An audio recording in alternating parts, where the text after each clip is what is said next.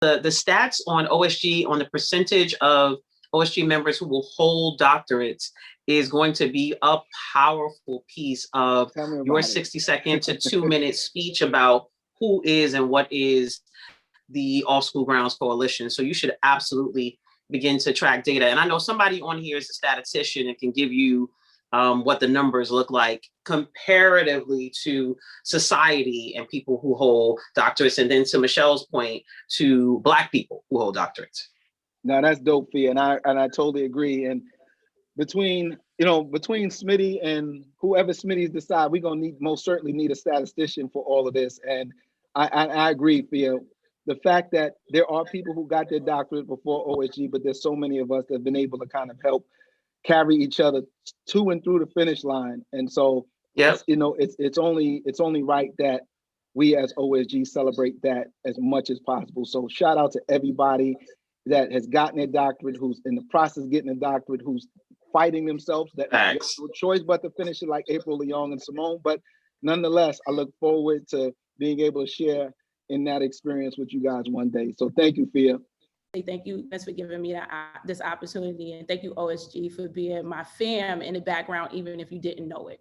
So opening school, like, we are a charter school, and normally we're knee deep in planning. And one of the things that we talked to Dennis about was, I tell people, though I'm hired from July to July, I actually am working from February to February. So when February comes, I pretty much turned off last year and start to turn on next year. Because if you're waiting to the summertime to plan for the following year, you already months behind. So for principals, we have to shift a bit and not necessarily be on our calendar a fiscal year. We have to actually be on the mirror of that because our work calls for it. So first step is, if you haven't started planning, start planning now, right? And I know for many of us, particularly me, I've been caught up in the matrix of reopening, because we're a charter school that's going to reopen. I've been caught up in the matrix of, and I'm a UFT charter school, so I'm a unionized charter school, so trying to negotiate union things. So there's a lot of things that are playing in the background that I might have not had to deal with, but keeping our eyes on the prize has been really important. Other thing is, get your people. Where's your squad?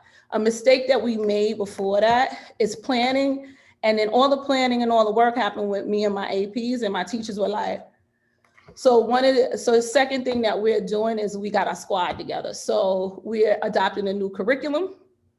So we have a squad that has done that includes parents and kids.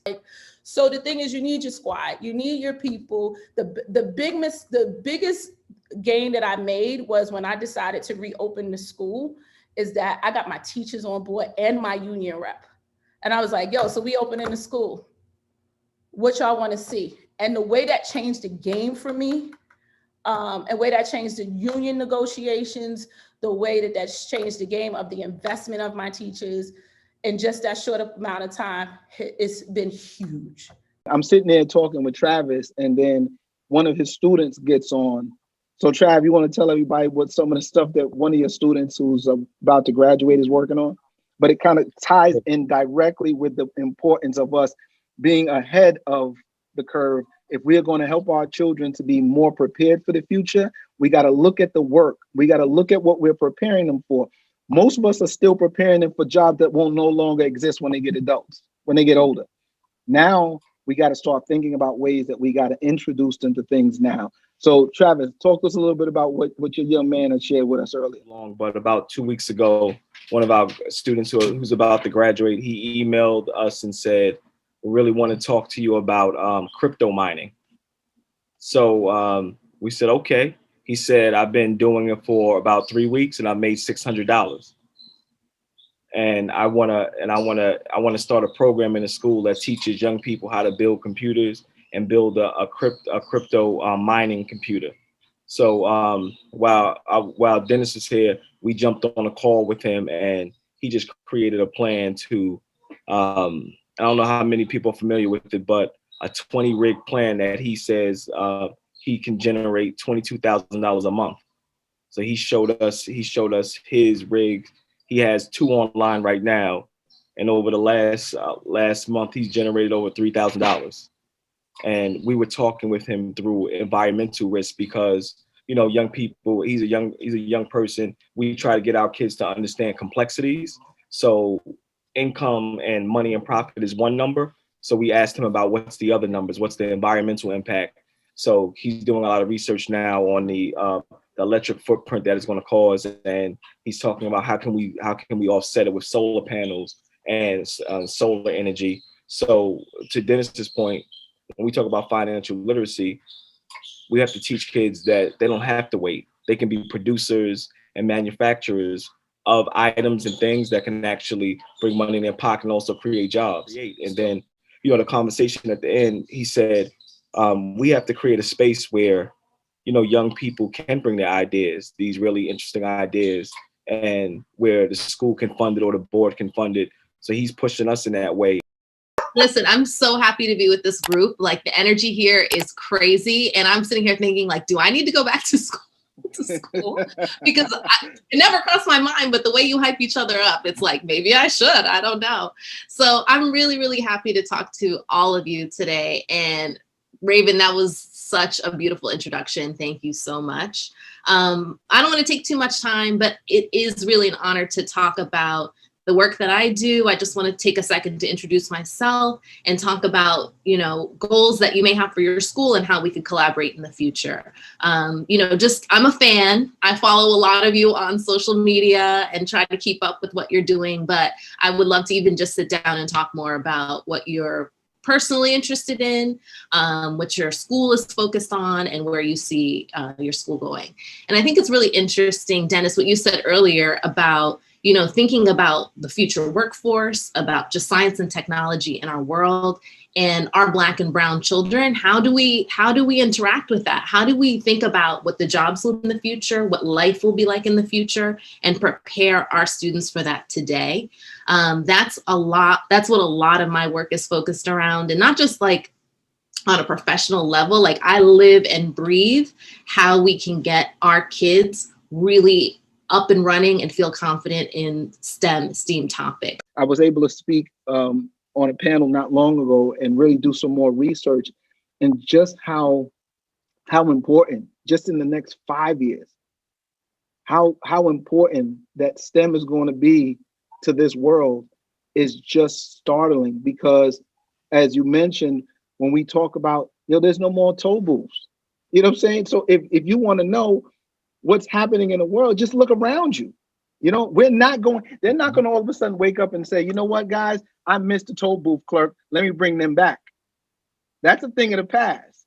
So when I'm looking at you two, I think it's so important that you continue to drive home the point of what will happen to our children if when they graduate, they don't have these skills to compete in the world. But I agree, STEM, in the opinion that I see, not just in education, but it's also a way of life as well. As I was listening to Chloe, I agree to everything that she's discussing, particularly when you're talking about STEAM, which is that color TV. STEM is that black and white TV, as I say.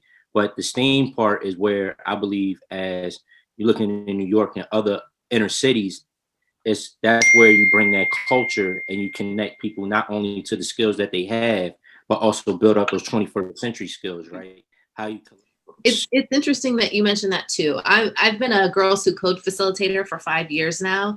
Okay. And Reshma Sujani, who's the founder of Girls Who Code, she always talks about how when she started the program, she had girls who were in high school, their families were at or below the poverty level, enrolled in Girls Who Code, went to college, and then that first year out of college got jobs as developers, were making 6 figures. Yeah. So that is not just, oh, we want you to, like, we have to think about the immediate effects and the practical route also of getting into STEM careers is it's financially lucrative as well, and a pathway to financial independence and flexibility. So there are many different reasons, but for sure, also just that practical route. I mean, girls who lifted their whole families out of poverty in less than 5 years because they got an education in STEM.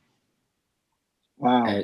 I've basically spent the last 25 years working in over 30,000 schools across the country with over 3 million students, teaching social and emotional skills, put one of the largest mental health programs in America's education system and have literally flown 7 million miles visiting schools. So I saw the inequality in just visiting literally tens of thousands of schools. I became very aware quickly of the social injustice issues in education. So I kept thinking, man, there's got to be a group of African-American leaders that come together and really take on these issues. And when I first learned about what you guys are doing and who you are, I was like, oh my goodness, I've got to get connected to that. Grew up as a street kid, and one of my best friend's moms took over and helped raise me. She's actually more famous than me now. She's her name's Mama Jackson. Maybe some of you've heard of Mama Jackson, who helped raise me. An African-American woman who kind of took over in my life. A couple years ago, 2 years ago, she got the National Rosa Parks Award. For sure, 90% of mental health is kind of how I'm talking to you guys right now verbally. And kind of my contribution to mental health is I took everything in mental health, made it visual for kids, and then reinforced it with music they listen to. And then I put therapeutic questions kind of to the music, and then hundreds of physical activities. That became one of the largest social and emotional behavioral programs in the country. Some of the conversations that you and I have had as of late is being able to kind of have the conversation around mental health in our communities at the same time, looking at the resources that are available. And then now we're talking about with Chloe and Dr. J is that, you know, how do we attach all of this to real world experiences through STEAM? And I'm saying that I don't want us to at all, I don't want anything to escape the importance of connecting all of these dots. None of these things stand alone. None of these things are in a silo. And so when I had a conversation with Christian and Mark earlier in the week and a discussion about, you know, just how do we help eradicate, or how do we help to, you know, to minimize poverty and issues that are related to poverty. And the reality of it is you can't deal with it in isolation. Like you can't fix a problem like poverty by just simply looking at the mental health aspect of it and not think about economics that's involved in it. It's impossible. Okay, yes, I'm sane, but if I ain't got no money, eventually that sanity is going out the window. So when we talk about these things and why I think OSG makes such an amazing group of people is because, as you said, Christian, we have the answer in this room.